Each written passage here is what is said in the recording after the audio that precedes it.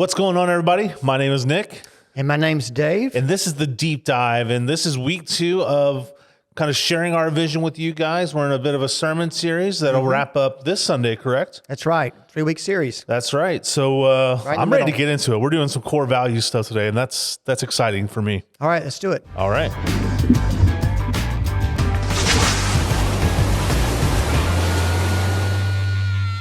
All right, Dave. So before we get too far into this, did you happen to catch the Kentucky Derby? Oh, I absolutely did. Yeah. Man, can you believe what was his name? Rich Strike or something like that? Rich Strike, 89-1, got added at the last minute. Wow. Yeah, That's quite an underdog story.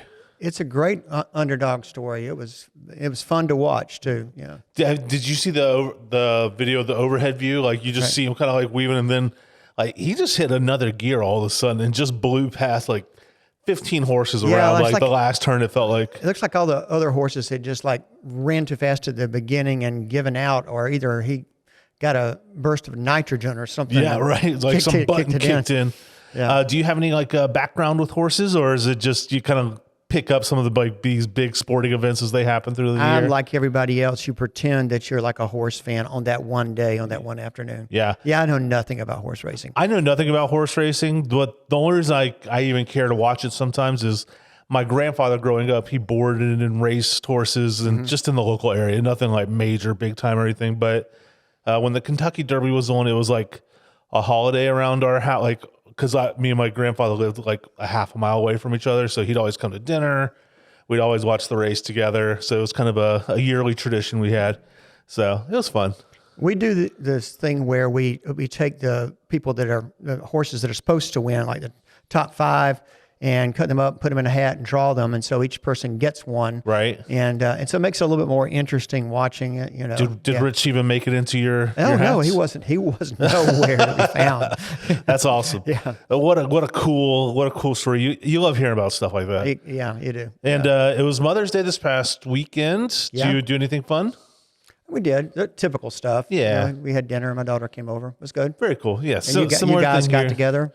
Yeah, I got together with my sister, my mom, of course Rachel, and then my brother-in-law's family came over and joined us. It was a good time. Good time with some family. Well, good. Mother's Day is a great day. Yeah. Mother's Day is a great day, and I also like to acknowledge like just some of the other women in people's lives. You know, that maybe they don't have kids of their own, or maybe their kids have kind of moved on a little bit, or they live somewhere else, that just kind of take on that like pseudo mother role throughout you know, we're blessed to have a few great ones in our circle here.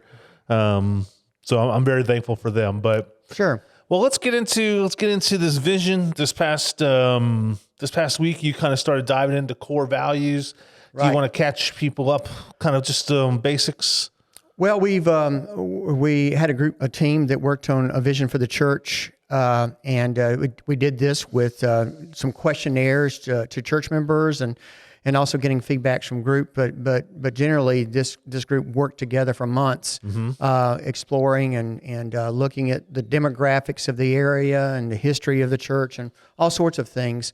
And we built a vision frame, which we actually talked about last week in the podcast. And this week, one of the sides of the frame are the core values, and we have 5 core values that we've stated, and the instructions that we had, our task at hand was to find 5, and only 3 could be. 3 had to be who we already are. 2 had to be aspirational or could be aspirational. In our case, I think we did all 5 were kind of in the DNA of Hickory Flat Church already. And so it's kind of who we are. It's our strengths to lean into. And so that's where we are. And I'm sure we can break down them as individuals as we go through today. Yeah, absolutely. These are definitely kind of like the 5, I don't know if you want to say pillars, or just, these are things we always kind of come back to and say like, okay, well, this is what we want to be about. This is where our strength lies, because we have our mission, which is to make disciples of Jesus Christ for the transformation of the world. And we want to continue to make sure that's obviously the one forefront goal. That's our bullseye. That's where we want to get every person in this community to go through. You know, that's That's what we're shooting for. And well, all of the other parts of the vision are really just helping us do that. Correct. It's articulating how we do it and why we do it here. And so, it's not like it's that and the mission. It's all encompassing of how we make disciples. Right. And you spoke a little bit, you started last week. Well, we talked about it a little bit last week actually on the podcast, but you started kind of the sermon talking about the upper room, lower room dynamic, and this idea of kind of program driven church versus a disciple driven church. Right. Can you kind of elaborate into that? Like maybe we can start our conversations there. Yeah, well, program-driven versus vision-driven or mission-driven, I think it's important because I think churches for a while have been building programs to try to engage people. Very good intentions and with very good success. But as our culture has changed, the need to be on vision has become more and more important. And so the two-room idea, or the two levels of the house idea, if you can imagine a house with an upper level and a lower level.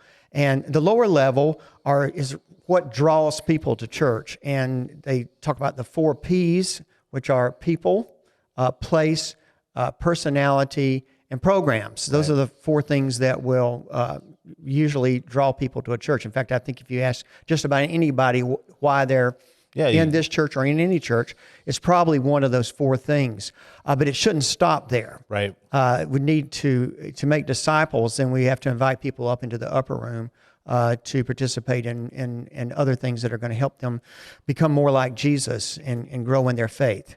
And so that's for the task at hand. Yeah, somebody in one of our meetings, as we were kind of talking on the vision team, they kind of talked about how the lower room really made sense to them, because if you're having guests over, where's the first place you're going to invite them? You're going to invite them into that big open room on your lower level to kind of to kind of get to know them, and that's really what a lot of the 4 Ps are about is let's get to know you. Let's kind of get to know each other. Let's have a drink. Let's have some experience. Let's play a game. Mm-hmm. But ultimately, like, when your relationships go deeper, that's when you're going into other places of the house. So I just thought that was a very good illustration. Yeah, I think so. Right. Yeah. So do you think with the idea of, we want to recognize that programs aren't bad, as we kind of pick on the word program, I think here a little bit, we know that they're not bad, but they just didn't always deliver to the finish line, I guess. Yeah, I think not to go into too much detail about church history, but I think if you go back 100 years, there wasn't even the program-driven model.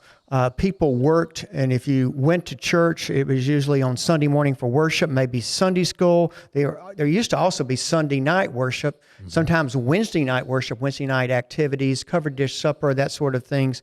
Every once in a while, you might have a revival and everything, but there wasn't this sort of rush to occupy every part of your life. Yeah. And I think then as people got more successful, we got to another part and era of our culture, churches started finding great success in doing things like recreation leagues, bowling leagues, other things that would draw people to the church and occupy parts of their time. Yeah. And so, you saw a lot of that, but they kind of got built on tops of build. How can we attract people to our church? Well, we need to offer this kind of program. And so it just got to the point where church staff members like you and me would just be kind of like running in circles trying to keep all the programs going. Yeah. And as I've sort of pointed out, and I think in my sort of opening illustration the last 2 weeks, the need for having a vision is very much important in the time we're living right now. Last week I talked about the first sermon. I talked about, if somebody came to you and wanted you to invest in something, in some stock market thing or whatever, you better have an idea of what it is you're doing. People's money is valuable, and they're just not going to, willy-nilly write a check for something. Right. They want to know what it is. So we better be able to state that and know what it is. And then, this past week I was talking about like all the things that happened last week with, Cinco de Mayo and Teachers Appreciation and the Kentucky Derby and Mother's Day, all of those kinds of things. It's sort of like a program-driven church. If you were trying to, decorate your house and fully embrace every one of those, you would be exhausted, which a lot of churches and church staffs found themselves with trying to meet every need. We found ourselves sort of like exhausted at times. And so when you get on vision, then you're very intentional about the programs that you are doing, the activities you are doing. They're leading someplace to some next step. Does that make sense? Yeah, it does. And I also wonder if, people like the church used to kind of communicate is like, the more you're here, the better you can be involved in Christ. That's almost what they were communicating, because they were offering something almost every day of the week, at some level. You could come to a card club, you could come to a Bible study, you could go do this mission thing, you could do this, that, or the other. And not that any of them are inherently bad, but it was almost that we were communicating is that for you to grow your faith, it depends on how many times you're willing to come to church in a week, as opposed to let us teach you how to do it yourself and let that permeate the rest of your life. Because we all have to work, or we all take care of family or pets, or, there's a life outside the walls of the church. But we almost kind of made it be like, well, once you're here, you're good to go. This is your safe place. This is your little bubble.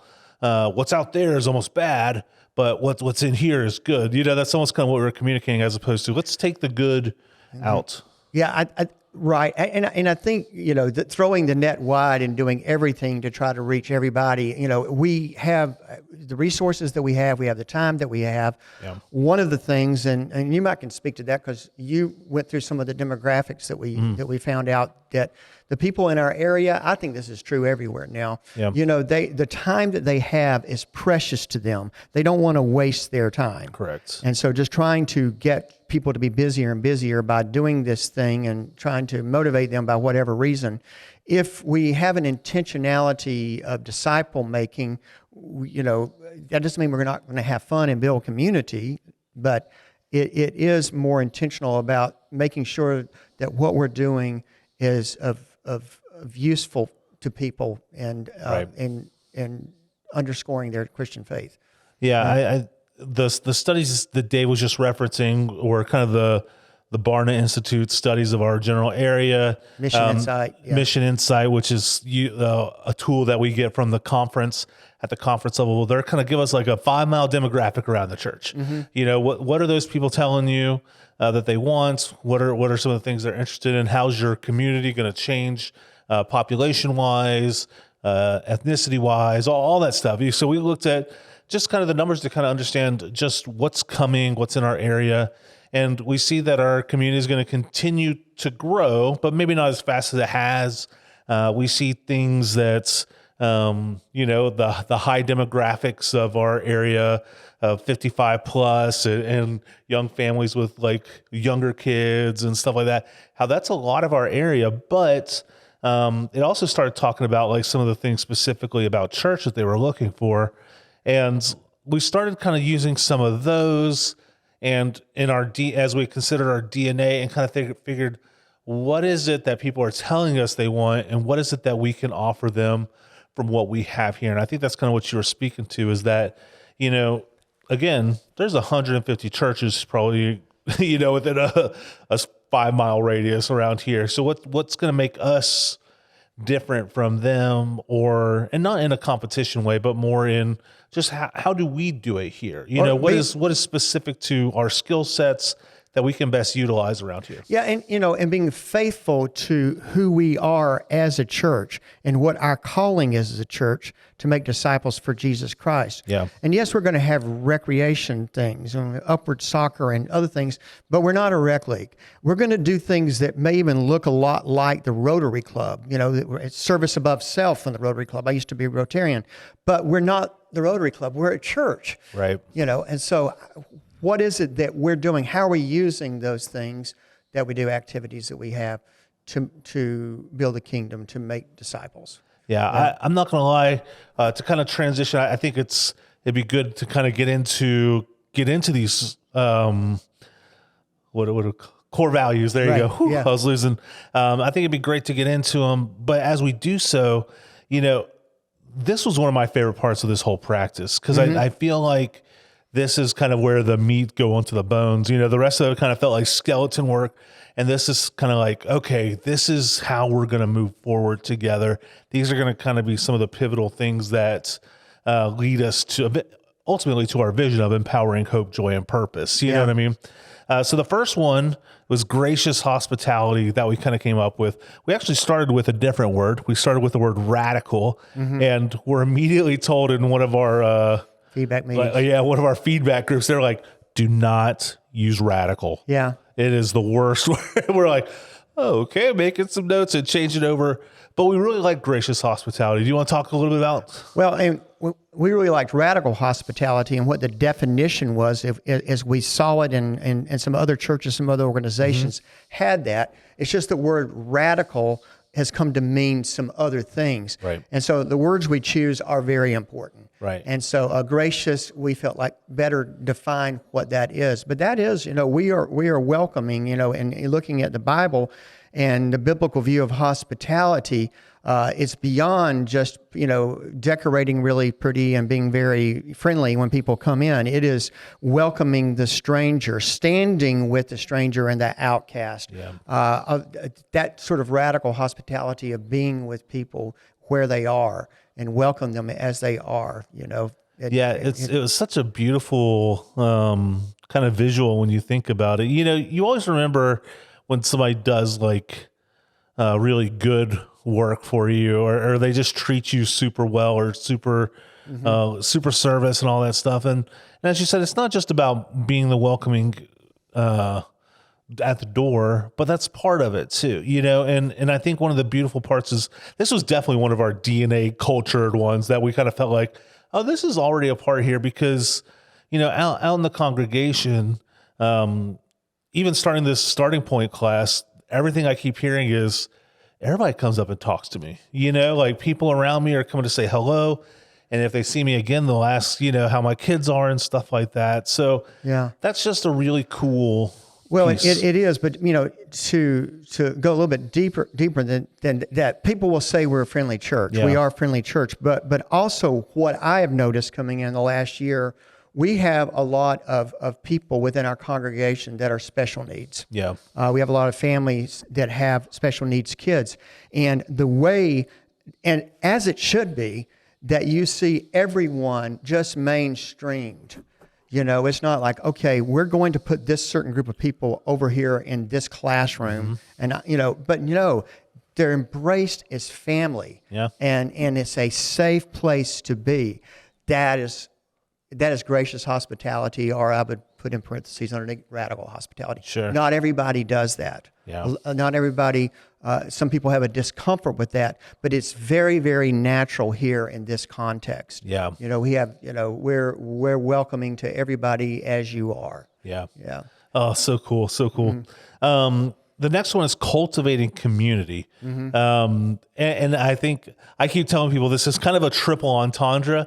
It kind of has three meanings kind of in one. So we cheated a little bit maybe with this one, but the idea of cultivating community is really about, how are we bringing community into our church? How are we putting our own congregants and people who are participating, how are we getting them into meaningful community spaces? But then also, how are we adding on to our community, of Hickory Flat? You asked the question yesterday, what would happen if we disappeared?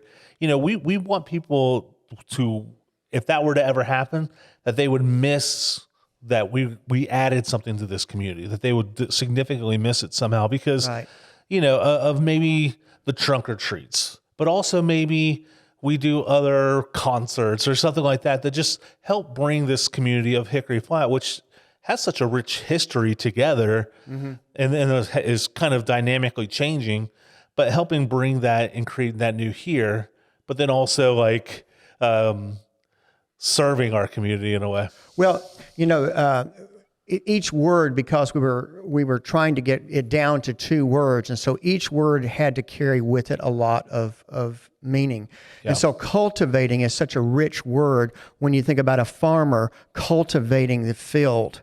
Okay, making sure the ground is plowed and tilled and fertilized and all of those things so that it can grow. Things can grow there, Right. and so that is what we're trying to create here is a field, a rich field, not just here in the church, but out into the community where life can grow. That's right. Yeah. And I mean, and I think you would agree, Dave, is that we truly think that life happens in community. Right. Having a village to wrap around kids, or having a village to help you when you have doctor's appointments and life's just maybe not treating you the best.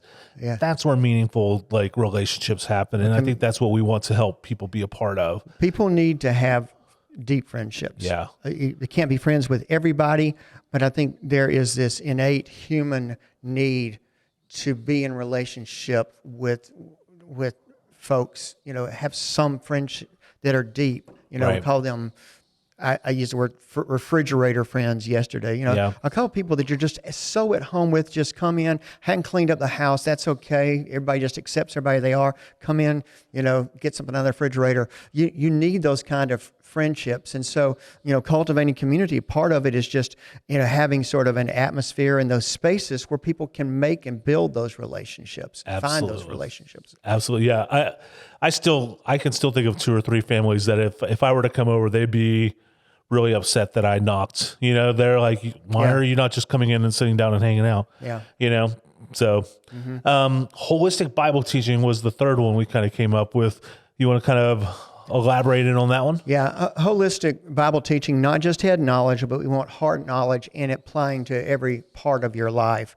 Holistic, the Greek word there for implies whole. Yeah. And so we want to be whole people in the fact that we have different parts of our life, not just our head to retain a bunch of Bible knowledge. That's right. But we we also have our relationships with our family, with our kids, with other people. We have our financial parts of our life.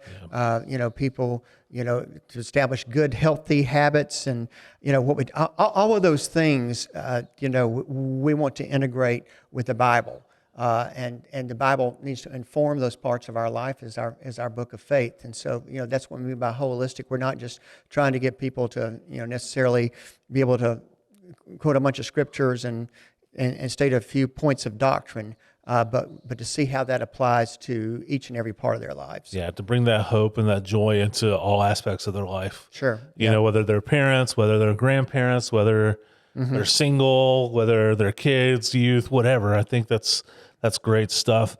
The next one we came up with is compassionate outreach, which really kind of ties into the missional elements of the church that we feel like is very strong in our community. Anytime there's a need for food or toys for the underprivileged or whatever, church steps up, But I think we want to find more places to be even more hands-on, more out in our community to serve and use our gifts for them. The holistic part of the Bible teaching, part of that is to help people grow in their empathy and understanding. And so therefore, because of that, it compels us to go outside of our, sometimes even comfort zone, not just outside of the walls of the church, but out into the world to bring compassion to those that are hurting and those that are broken.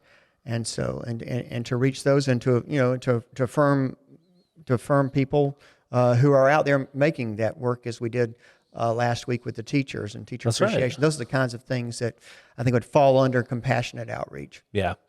So, and just to continuously be the hands and feet wherever we go and just serve, because ultimately God served us. Jesus served his disciples. That's something we need to emulate and carry forward. And the last one we came up with was united in mission. The idea behind that is really pretty simple, I think, is getting the church unified around a common goal and shooting together. Is that letting all of our gifts tie into a greater good, a greater vision and purpose. Right. We're going to do different things. Mm-hmm. We've got different gifts. all sorts of different kind of people, old and young, different interests and varied, but we can all agree on one thing. And I think part of what having a vision does is it gets people moving in the same direction, and going towards a common goal. As we walk towards the cross together, we grow closer to one another. Yeah. And so I think that unites us and gives us directions. And so I think looking for ways that we can, intentionally do that with the different ministry areas that we have, I think that's a task that we have. But I think just simply by stating a vision and everyone agreeing and moving towards it, it's going to happen organically as well. Yeah, I think just kind of getting the ball rolling, and I think people are hungry for this. I really do. I think people want to feel like they're working on stuff together. I think there's a lot of pride when you can add your own touch and your own strengths into something that feels like it's bigger than yourself. Yeah, and I would say I've been so encouraged, and just the little that we've done so far, and kind of rolling it out, the feedback that we're getting, and we've had a couple people come in and make appointments and say, "Love this. Here's some ideas that I have," and they're great ideas, and that's what it is when we all sort of get the idea. The great things that we do, they're going to come from every place, right? And it's not just staff or not just the preacher, or not just a small group of people. It's going to be everyone adding their perspective and their twist and their insights into it. Yeah, and to me, when we get to that spot, like I'm going to love it. I've always found a lot of value into that space. Even doing common things. At my last church, we would do stuff like youth musicals and stuff like that, where we'd have to tailor to everybody's gifts. We'd have to find the people who could sing. We'd have to find the people who could play the instruments. We had to find the people who could do the art, the costumes, the makeup, the hair, all this stuff. And once you found them and you watched everybody work together, it was like, wow, this is cool. Or I've been on so many mission trips where, I'm not necessarily a construction expert. Now, can I swing a hammer? I can. Can I do a drill? Can I use the saw? Can I measure? Yeah, I can figure that stuff out. But I need somebody who can look at the whole picture and go, okay, this is how to fix this. This is how to fix this over here. And then like, okay, Nick, go tell them to do this. And I'm like, gotcha. You know what I mean? But that took somebody with gifts that I had to find to bring on the team. I would sit down with my team members and say, okay, here are the jobs. Who can do what here? And then kind of divide it up and say, all right, you teach the kids and you let them be your workers. But you just had to find people with different skill sets. But when you do it, you see the value in that teamwork coming together. And because I can rally the kids around painting a wall, but I might not could have been like, oh man, do I sand here? Do I not sand here? What kind of paint am I using? Somebody else with that knowledge. Some expertise. Exactly. Yeah, and I think that's applicable to a lot of different things. I mean, you used two great examples. One is being on a mission team, but also in putting on some kind of production. You got behind the scenes people, you got the upfront people, you've got all sorts of needs for folks. Right. And so when you do that, a part of our vision is helping people find purpose, and people can find where their little part fits into the big part. It's magic. That's right. It really is. And this to me, this is exciting stuff. And really we could talk about this probably all day if you really gave us an opportunity. But, we want to kind of pass it back to you guys even, and just let us know how you're hearing this. Let us know how you're feeling about it. And if you do have ideas, start throwing them out there. I'm not saying we can do everything, but who knows, what we can do and what we can pull off and stuff like that, because this really is a vision for the whole church. This isn't just that team coming down from on high saying, okay, you all do this. This is something as a church we want to adopt and we want to be a part of with you. Staff wants to join with laity and bring it all together as a team. This isn't just some thinking heads. The thinking heads only tossed us out there and said, hey, we need something to push together. Yeah. And now let's get everybody on the same team. Let's go hand in hand, arm in arm, and let's go. Yeah. I agree. Yeah. All good stuff. All good stuff. Well, Dave, this is the last week of the sermons, or the week, the Sunday coming up will be the last one of this series. Do you want to kind of give us a quick preview? I'm going to review everything as I did a little bit last week, but really try to concentrate on really where that vision statement is and how that links with vision and mission, how mission and vision work together, and how we make disciples here. Yeah. So we're talking a lot about the vision statement, and also, under that is the mission statement that we already have. So Right. that's where we're headed this week. That's where we're heading. And just to kind of reiterate that vision, that phrase, empowering hope, joy, and purpose. That's what we're going to be kind of pushing together towards as we continue in ministry together through the year, through the next few years. And we want you to be a part of that. And just like we want you to be a part of this podcast, if there's any comments that you have that you'd like to share with us, please shoot that information to deepdive@hickoryflat.org. You can drop it in the comments, wherever. You can even shoot us a text and say, hey, have you guys thought about this? If you've got our number or our emails, whatever. We just want to be in contact with you guys, hear what you're thinking. And Dave, you got anything else to add? I don't. No, I'm Awesome. good. Yeah. Well, guys, we hope you have a good rest of your day, and we'll catch you next time. Thanks. Bye.